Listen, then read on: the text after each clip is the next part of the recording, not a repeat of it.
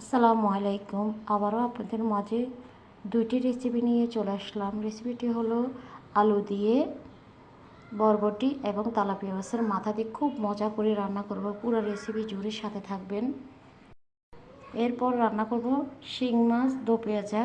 খুব মজা করে পুরো রেসিপির সাথে থাকবেন। আমার রান্নাটা যদি ভালো লাগে সাবস্ক্রাইব দিবেন, পাশে থাকা বেল আইকনটা বাজিয়ে দিবেন। যখনই যেটা তৈরি করি সবার আগে আপনাদের কাছে পৌঁছে যাবে। এছাড়া আপনারা আমাকে কমেন্ট করবেন, কমেন্ট করলে আমার ভালো লাগবে, তাহলে আমি ভুল কোথায় হয়েছে এটা আমি বুঝতে পারবো। আশা করি সবাই কমেন্ট করবেন। তাহলে আর কথা নয়, মূল রেসিপিতে চলে যাচ্ছি। আসসালামু আলাইকুম এভরিওয়ান, কেমন আছেন? আশা করি আল্লাহর রহমতে ভালো আছেন। আলহামদুলিল্লাহ, আপনাদের দোয়া আমি খুব ভালো আছি। আজকে দুটি রেসিপি নিয়ে চলে আসলাম। রেসিপিটি হলো বরবটি দিয়ে আলু এবং সাথে তেলাপিয়া মাছের মাথা দিয়ে রান্না করব খুব মজা করে।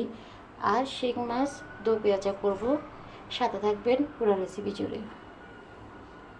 এরপর একটা পাতিল বসাই দিলাম, পাতিলে পরিমাণ মতো তেলও দিয়ে দিচ্ছি। এরপর বড় সাইজের একটা পেঁয়াজ দিয়ে দিলাম। পেঁয়াজটা একটু নরম হওয়া পর্যন্ত একটু অপেক্ষা করে নেব।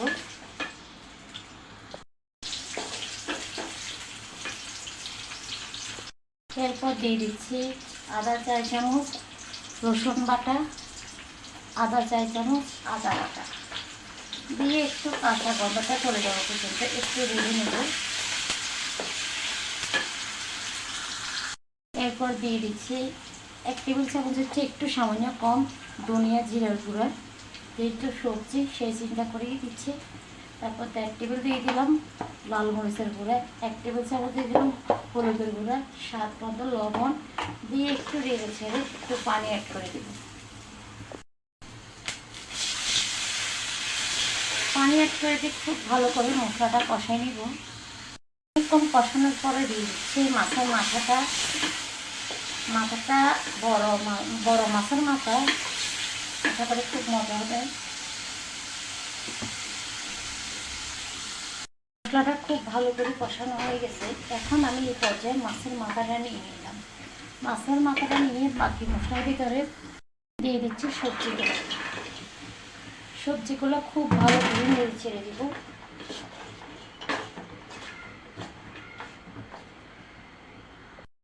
কিছুক্ষণ ভালো করে কষানোর পরে খাবার দিয়ে দিলাম টমেটো। টমেটোটা দিয়ে আরও ভালো করে কষাই নিব, কারণ এই সবজিটা একটু কষাইতে সময় লাগে। আর যে কোনো রান্নার ভিতরে যে কোনো জিনিস আপনি কষানোর ভিতরে মানে আপনি কতক্ষণ কষাইছেন মশলার মাধ্যমে, ওটার উপরে ডিপেন্ড করবে আপনার টেস্টের মজাটা। তো এখন আমি এই সাইডে নিয়ে যাচ্ছি, পাশের চুলায় নিয়ে যাচ্ছি। এখন ঠিক পাশে শিং মাছ বসে, শিং মাছ দু পেঁয়াজা করার জন্য দিয়ে দিচ্ছি তেল। প্রথমে একটা কড়াই বসাই দিলাম, এরপরে পরিমাণ মতো তেল দিয়ে দিচ্ছি। এরপর 1 কাপ পরিমাণ পেঁয়াজ দিয়ে দিচ্ছি। পেঁয়াজটা একটু নরম হওয়া পর্যন্ত একটু অপেক্ষা করে নেব। পেঁয়াজটা আমার খুব বেশি ভালো নরম হয়ে গেছে। এরপর আমি ইচ্ছে আর বেশি নরম করবো না। এখন দিয়ে দিলাম 1 চা চামচ রসুন বাটা, আদা 4 চামচ আদা বাটা, 1 চা চামচ পেঁয়াজ বাটা দিয়ে খুব ভালো করে কাঁচা গন্ধটা চলে যাওয়া পর্যন্ত ভেজে নিই। আমি এসে তরকারিটা সবজিটা দেখাচ্ছি, মানে এটা একটু রেখে দিতে হবে। মাঝে মাঝে আমি রেখে দিচ্ছি ক্যামেরার আউটসাইডে। এরপর দিয়ে দিচ্ছি আমি 1 টেবিল চামচ ধনিয়া জিরার গুঁড়া, 1 টেবিল চামচ লাল মরিচের গুঁড়া, 1 টেবিল চামচ থেকে একটু সামান্য কম হলুদের গুঁড়া, স্বাদ মতো লবণ। এখন খুব ভালো করে নেড়ে চেড়ে নেব। এরপর একটু পানি অ্যাড করে দেবো। পানি অ্যাড করে দিয়ে খুব ভালো করে মশলাটা কষাই নেব।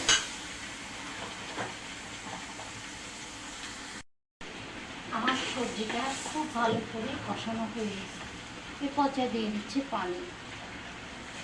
আসলে মাঝে মাঝে একটু সবজি না খেলে হয় না, এবং কি মাছ মাংস কষাকষি একটু সবজি খাবেন, ভালো লাগবে।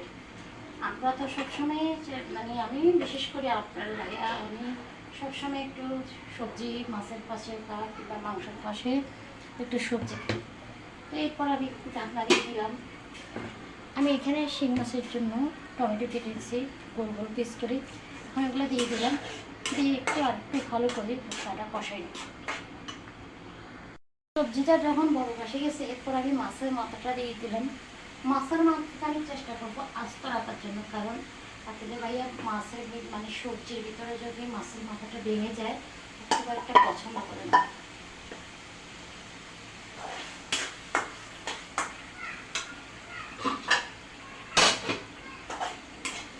এখন দিয়ে দিচ্ছি শিং মাছ, সাথে একটা কাঁচামরিচকে 2 পিস করে নিচ্ছি। এরপরে নেড়ে চেড়ে খুব ভালো করে এই মাছটা কষাই নেব। আমার সবজিটা বলো কষে গেছে, এরপরে একটা কাঁচামরিচকে 2 পিস করে দিলাম। মরিচটা যেন বেশি না হয়, মানে ঝালটা যেন বেশি না হয়। সবজির ভিতরে মোটামুটি জাল দিতে হবে, মানে খেতে পারার মতো। এরপর আমি মাছটা খুব ভালো করে কষে নিয়েছি। এখন দিয়ে দিব পানি অ্যাড করে দিব। পানিটা এত বেশি দেবো না, কারণ আমি যেহেতু মাছটা খুব ভালো করে কষে নিয়েছি, এখন আর দেওয়া লাগবে না। এখন আমি ঢাকনা অ্যাড করে দেবো। ঢাকনা দিয়ে মিডিয়াম আছে খুব সময় নিয়ে রান্না করে নেব।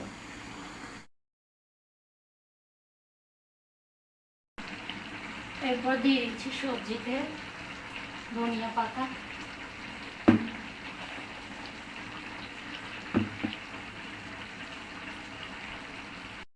এরপর দিয়ে দিচ্ছি একটু বাদাম, রসুন, একটু পেঁয়াজ। আমি এখানে এই সাইডে দিয়ে দিলাম। আমার মাছটাও হয়ে গেছে একদম, যখন একদম মাখা মাখা জল রাখছি, এটা দিয়ে পরে একটু পেঁয়াজ আর ঠান্ডা হলে একদম ঠান্ডা হয়ে যাবে, শুকাই যাবে। দিয়ে দিচ্ছি ধনিয়া পাতা, দিয়ে একটু ঢাকনা দিয়ে চুলাটা অফ করে দিচ্ছি। এরপর আমার রান্নাটা একদম কমপ্লিট। আশা করি বুঝতে পারছেন আমার ক্যামেরার লাইটটা চলে গেছে, মানে ক্যামেরার লাইটটা অফ হয়ে গেছে, এই জন্য কালারটা কেমন আসছে জানি না, তবে বুঝে নেবেন। তো রান্নাটা শেষ। এরপর শিং মাছ দো পেঁয়াজা যেটা করলাম। তো আশা করি কালার রান্না কতটুকু মজা এবং কি সুন্দর হয়েছে কমেন্টের মাধ্যমে জানাবেন সবাই। পুরো ভিডিওটা দেখবেন, আশা করি সবার ভালো লাগবে। তো আজকের মতো এই পর্যন্ত। আল্লাহ হাফেজ। সবাই ভালো থাকবেন। ভালো লাগলে লাইক কমেন্ট শেয়ার দিতে ভুলবেন না। আজকের মতো এই পর্যন্ত। আল্লাহ হাফেজ। আসসালামু আলাইকুম।